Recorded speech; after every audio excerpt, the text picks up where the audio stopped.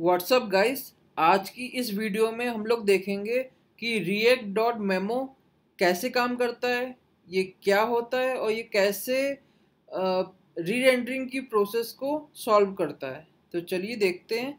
यहाँ पे हमारे पास दो कंपोनेंट है, एक पेरेंट कंपोनेंट है, एक चाइल्ड कंपोनेंट है। ठीक है, अब पेरेंट कंपोनेंट में हमने एक कोड लिखा हुआ है, एक ये डिप बना हुआ है। इस डिप के लास्ट में हमने क्या किया है, चाइल्ड कंपोनेंट दिया हुआ है, जिससे कि पेरेंट और चाइल्ड की रिलेशनशिप बन रही है। ठीक है, अब इस पेरेंट कंपोनेंट में मैंने एक h1 टैग लिया हुआ है, जिसमें हमने लिखा है ये पेरेंट कंपोनेंट लेवल, और एक यहाँ पे दो स्टेट लिए हुए हैं, एक काउंट के लिए और एक इस वेरीफाइड के लिए। ठीक है, काउंट के वेरिएबल को हमने दिखाया है और इस वेरीफाइड के वेरिएबल को हमने दिखाया है। इन दोनों स्टेट की वैल्यू को हम लोग इस बटन से चेंज कर रहे हैं। तो मैंने एक बटन ली हुई है, ऑन क्लिक इवेंट उस पर लगाया हुआ है, और मैं काउंट की वैल्यू को अपडेट कर रहा हूँ। जो भी काउंट की वैल्यू अपडेट होगी वो यहाँ पे इंक्रीज होकर दिखेगी। और चेकबॉक्स एक लिया हुआ है जिसका लेवल है आर यूज़र वेरीफाइड। अगर कोई चेकबॉक्स पर क्लिक करता है तो उसके बेसिस में ये इस वेरीफाइड की स्टेट की वैल्यू अपडेट होगी, यस या नो में। ठीक है, तो ये हमारा छोटा सा एक पेरेंट कंपोनेंट है। और एक ये यहाँ पे मैं इसको अंदर जाता हूँ चाइल्ड कंपोनेंट में। ये इसमें चाइल्ड कंपोनेंट में मैंने एक चाइल्ड कंपोनेंट का लेवल लिया हुआ है और एक और रेफरेंस बनाया हुआ है रेंडर काउंट का। ठीक है, ये रेंडर काउंट कैसे काम कर रहा है, यहाँ पे मैंने एक यूज रेफ लिया हुआ है जिसकी डिफ़ॉल्ट वैल्यू मैंने 0 ली हुई है। लेकिन जब भी रेंडर होगा ये कंपोनेंट, चाइल्ड कंपोनेंट जब भी रेंडर होगा तो इसकी वैल्यू मैं एक से इंक्रीज करता जा रहा हूँ। ठीक है, तो यहाँ पे कुल मिला के रेंडर काउंट दिखा रहा हूँ कि चाइल्ड कंपोनेंट कितनी बार री रेंडर हो रहा है, उसका काउंट यहाँ पे आएगा। ठीक है, ये यूज रैप अगर आपने अभी तक नहीं पढ़ा है तो मैं डिस्क्रिप्शन में उस यूज रैप का लिंक या ऊपर कार्ड पे यूज रैप का लिंक दे रहा हूँ, आप वहाँ जाके यूज रैप की वीडियो भी देख सकते हो। अभी के लिए हमारे पास ये चाइल्ड कंपोनेंट है जिसमें हमने एक लेवल दिया हुआ है और यहाँ पे हम रेंडर काउंट दिखा रहे हैं। जो ये रेंडर काउंट है सिर्फ ये चाइल्ड का है।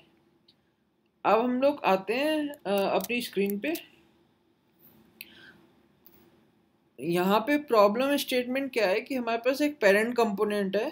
ठीक है, और पेरेंट कंपोनेंट में हमने ऐड काउंट एक बटन है जिससे ये काउंट की वैल्यू अपडेट होती है, और एक आर यूज़र वेरीफाइड करके चेकबॉक्स है जिससे कि ये वेरीफाइड की वैल्यू यस या नो में टॉगल होगी। ठीक है, और ये चाइल्ड कंपोनेंट है। ठीक है, अगर मैं एक बार पेज को रिफ्रेश कर दूँ तो देखिए चाइल्ड कंपोनेंट का रेंडर काउंट है वो 1 आ रहा है। ठीक है, और जब भी मैं पेरेंट के किसी भी स्टेट को अपडेट करता हूँ, जैसे मैंने ऐड काउंट को अपडेट किया या मैंने आर यूजर वेरीफाइड को अपडेट किया, तो देखिए इस रेंडर काउंट की वैल्यू अपडेट हो रही है, मतलब चाइल्ड कंपोनेंट री रेंडर हो रहा है।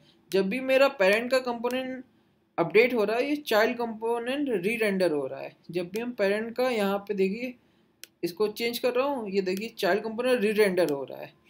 तो जबकि हमने चाइल्ड में कुछ भी चेंज नहीं किया, लेकिन पेरेंट में चेंज किया है ओनली। जब मैं पेरेंट को चेंज कर रहा हूँ और चाइल्ड में चेंज नहीं कर रहा हूँ, तब भी ये चाइल्ड का कंपोनेंट री रेंडर हो रहा है। ये एक बहुत बड़ी प्रॉब्लम स्टेटमेंट है। अब इससे क्या होगा, हमारी रिएक्ट की एप्लीकेशन मल्टीपल टाइम्स उसमें ये चाइल्ड कंपोनेंट री रेंडर होगा जो कि बेवजह हो रहा है। तो इससे क्या होगा, परफॉर्मेंस इशू आएगा जब हमारी एप्लीकेशन बड़ी होती जाएगी। ठीक है, तो इसको कैसे सॉल्व कर सकते हैं, इसको सॉल्व करने के लिए हम लोग क्या करेंगे, ये हमारा जो चाइल्ड कंपोनेंट है इसमें हम लोग क्या करेंगे, यहाँ पे लिखेंगे रिएक्ट डॉट मेमो और इसको रैप कर देंगे पूरे चाइल्ड कंपोनेंट के साथ। ठीक है, और यहाँ पे इसको इंपोर्ट कर लेंगे। तो रिएक्ट के अंदर जो ये मेमो फंक्शन है, इससे हमने पूरे चाइल्ड कंपोनेंट को रैप कर लिया है। ठीक है, अब हम लोग दोबारा आते हैं अपने कोड पे, पेज को रिफ्रेश करते हैं और देखते हैं। अभी चाइल्ड कंपोनेंट 1 है, लेकिन अब मैं जब भी वैल्यू चेंज कर रहा हूँ, जब भी स्टेट की वैल्यू अपडेट कर रहा हूँ, देखिए यहाँ पे स्टेट की वैल्यू अपडेट हो रही है, लेकिन हमारा चाइल्ड री रेंडर नहीं हो रहा है।